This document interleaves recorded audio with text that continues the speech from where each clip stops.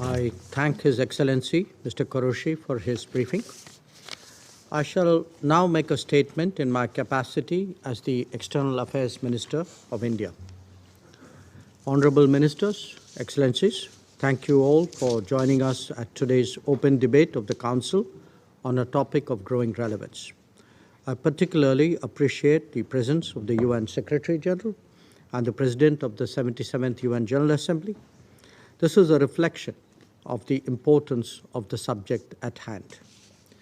Excellencies, we have convened here today for an honest conversation about the effectiveness of multilateral institutions created more than 75 years ago. The question before us is how best they can be reformed, particularly as the need to reform is less deniable with each passing year. This debate and its outcome will not only help determine what kind of United Nations we wish to see, but also what kind of global order that best reflects contemporary realities. The need for a new orientation for a reformed multilateral system, or norms, as we titled it, flows from this widespread recognition.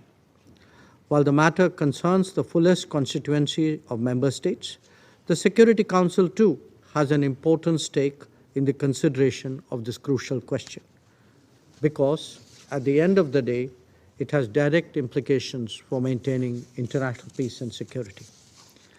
And it is in the fitness of things that such a discussion takes place as an open debate.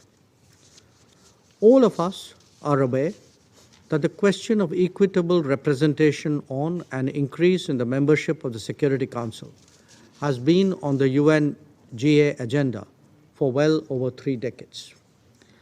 While the debate on reforms has meandered aimlessly, the real world, meanwhile, has changed dramatically.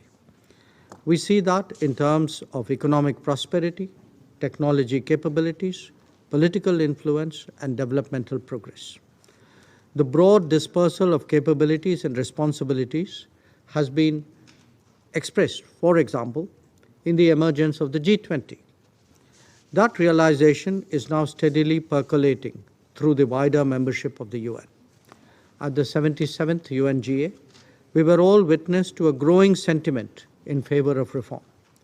Our challenge is to translate that into concrete outcomes. The call for change has been accelerated by growing stresses on the international system that we have experienced in recent years. On the one hand, they have brought out the inequities and the inadequacies of the way the world currently functions. On the other, they have also highlighted that a larger and deeper collaboration is necessary to find solutions. Let me give a few examples. During the COVID pandemic, many vulnerable nations of the global south got their first vaccines from beyond their traditional sources. Indeed, the diversification of the global production was itself a recognition of how much the old order had changed. The knock-on effects of conflict situations have also underscored the necessity for a more broad-based global governance. Recent concerns over food, fertilizer, and fuel security were not adequately articulated in the highest councils of decision-making. Much of the world was therefore led to believe that their interests did not matter. We cannot let that happen again. When it comes to climate action and climate justice, the state of affairs is no better. Instead of addressing the relevant issues in the appropriate forum, we have seen attempts at distraction and diversion. On the challenge of terrorism, even as the world is coming together with a more collective response, multilateral platforms are being misused to justify and protect perpetrators. Each one of these examples makes a strong case why it should not be business as usual in the multilateral domain. We not only need to increase stakeholdership, but also enhance the effectiveness and credibility of multilateralism in the eyes of the international community and in the eyes of global public opinion. That is the purpose of norms. Excellencies, if this is to happen, Member states from Latin America, Africa, Asia, and small island developing states should have credible and continuing representation in the Security Council. Decisions about the future can no longer be taken without their participation. Equally important is to make working methods and processes of the global institutions, including this Council, more accountable, objective, and transparent. Failing to do so would only lend this Council to charges of politicization. Excellencies, let us recall that at every milestone in multilateral diplomacy, the sentiment for reform has been expressed at the highest levels.